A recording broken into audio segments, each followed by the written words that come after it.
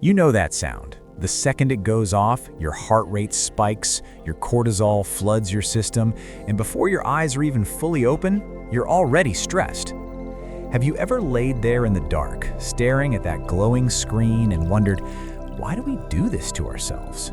Why do we willingly subject our bodies to this daily psychological violence? We treat the alarm clock as an absolute necessity, a mundane, innocent piece of plastic or glass sitting next to our beds. But what if I told you that the alarm clock wasn't invented to help you seize the day? It wasn't designed for your health, your productivity, or your well-being. Before this little machine existed, people actually paid men to walk through the freezing fog and shoot dried peas at their bedroom windows. You see, the alarm clock on your nightstand has a dark, hidden history. It is the ultimate tool of human domestication.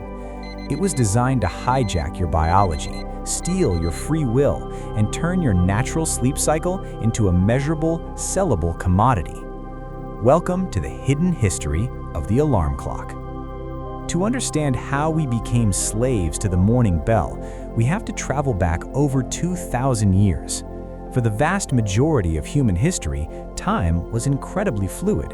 It was a gentle, rolling river. You woke up when the sun kissed your face, you ate when your stomach rumbled, you slept when the darkness blanketed the earth.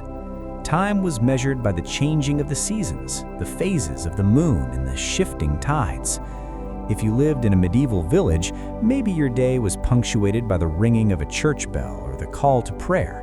But the anxiety of being 5 minutes late simply wasn't a concept that existed in the human brain. But there is always a human desire to measure the invisible.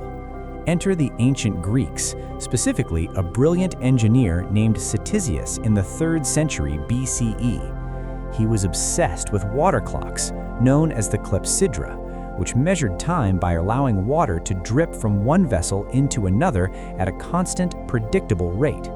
Ctesias, in a flash of perhaps misguided genius, modified his clepsydra.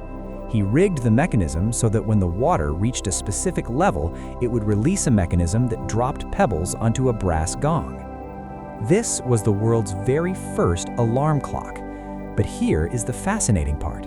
It was just a novelty, a fun parlor trick for philosophers and wealthy scholars. It didn't change society because society didn't need to wake up on demand. For centuries, the world still moved at the speed of nature. That is, until humanity stopped growing crops and started building machines. Fast forward to the late 18th century, the Industrial Revolution slams into humanity like a runaway freight train. Suddenly, the quiet, agrarian lifestyle is dead. You are no longer a farmer dictating your own schedule, you are a factory worker. And the factory? The factory doesn't care about the sun. The factory runs on coal, steam, and the relentless synchronization of human labor.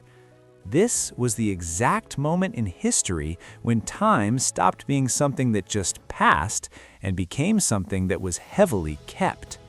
Time literally became a measurable, extractable resource. Benjamin Franklin famously coined the phrase, "Time is money," and the factory owners took it to heart. They realized that if 100 workers showed up 10 minutes late, that was 1,000 minutes of lost profit. They needed absolute, unquestioning punctuality. They introduced grueling shift work, and they ruthlessly enforced a new artificial concept called time discipline. But the factory bosses faced a massive logistical nightmare.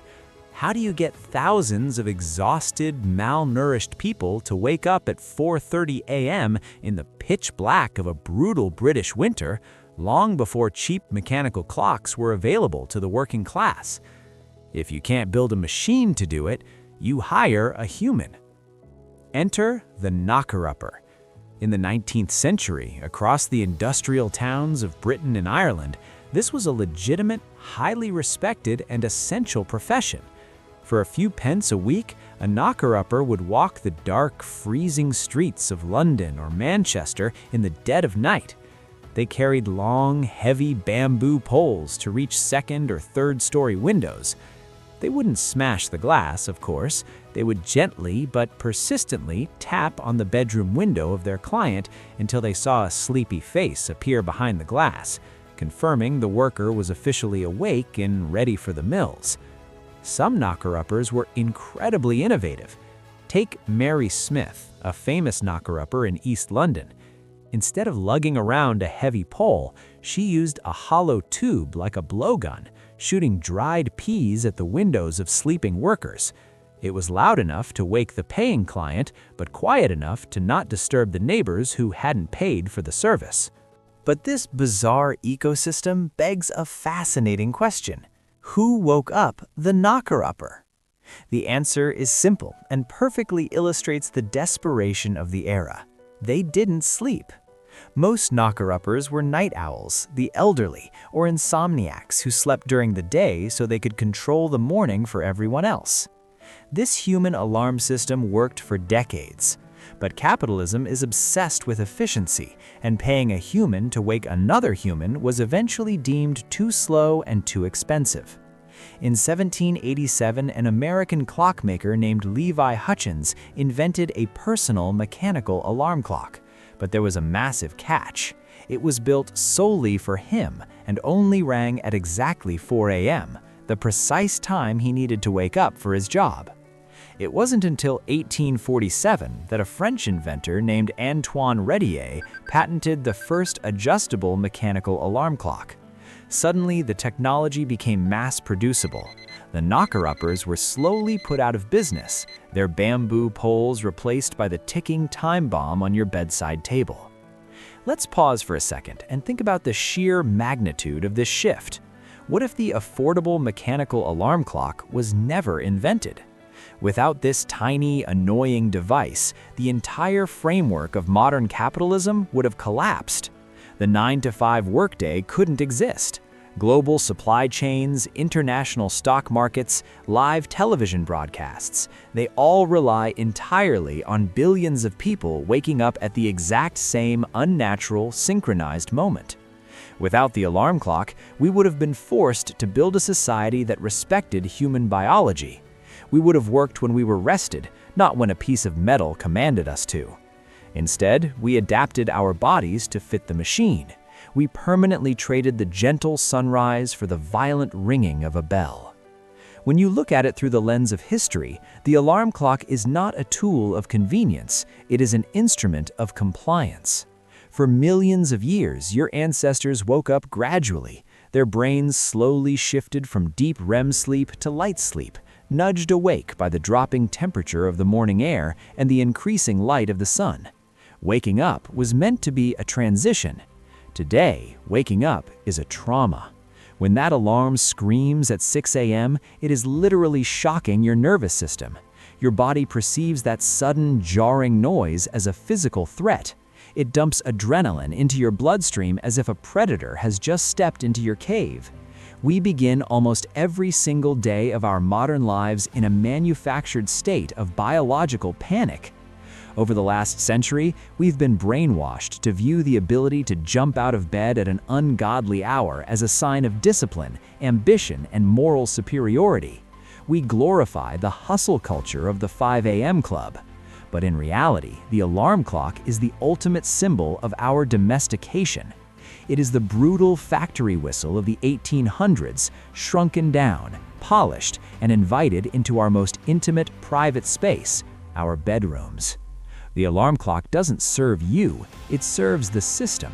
It is a daily, relentless reminder that your time is not actually your own. Your circadian rhythm, the most fundamental, ancient biological code written into your human DNA, has been permanently overridden by the demands of the industrial machine. You are no longer just a morning person or a night owl. You are a synchronized gear in a global economic engine, and the alarm clock is the exact tool that locks you into place. Tomorrow morning, when the peaceful darkness of your room is pierced by that familiar, dreadful sound, take a single moment before you blindly smash the snooze button. Look at that glowing screen or that ticking dial. Realize that you are holding a piece of profound history. You are looking at the tiny machine that killed the natural world and built the modern one. You are participating in a ritual that began with water clocks in ancient Greece, evolved through the pea shooters of Victorian London, and ended with the complete surrender of our biological freedom. It's just a piece of metal and plastic, but it rules your entire life. So I have to ask you, drop a comment below. What is the specific alarm sound that makes you physically cringe or triggers your fight or flight response when you hear it randomly out in public? I know everyone has that one specific ringtone that haunts them. I read every single comment and I want to know yours. And listen, if you think the alarm clock stole your freedom, just wait until you discover how a simple pair of eyeglasses single-handedly created the mode